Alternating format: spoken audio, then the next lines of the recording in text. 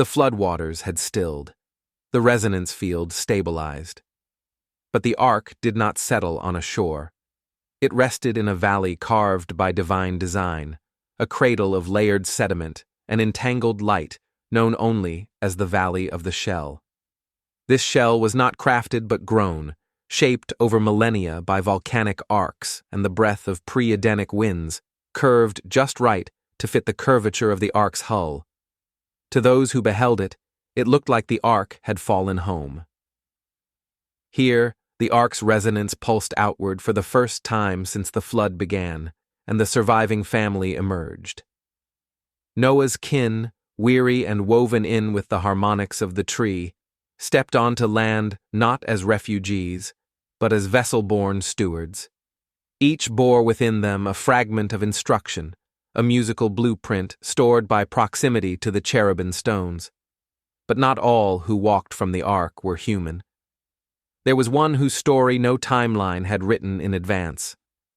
He came forward from the clit, marked with both beast DNA and fruit signature.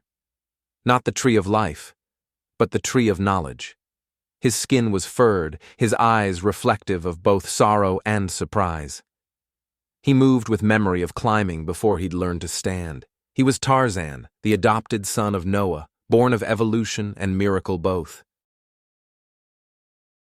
arcofalignments.com.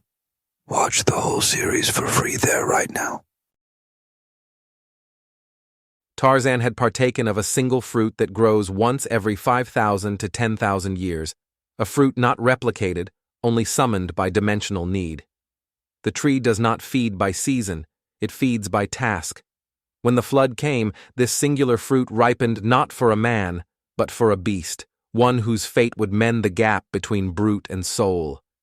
Tarzan ate of the fruit not knowing its consequence. He woke knowing language. He moved with intuition. He remembered timelines that hadn't happened. The family was wary. But Noah, guided by the stone's tone, placed his hand on the ape's shoulder and declared, "He is mine, and I am his.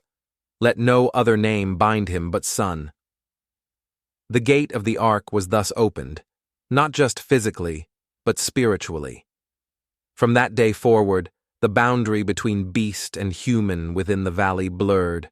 Small creatures, the little beasts, gathered freely near the ark. Many had also survived the flood within the clits, nestled in pods of light and memory. They were not all sacred. Some were strange, but all were recorded, their signatures preserved in the quantum hum of the valley. They became helpers, guardians, and sometimes jesters in the house of Noah. They carved pathways. They brought gifts. They remembered before the flood, but dreamed only forward.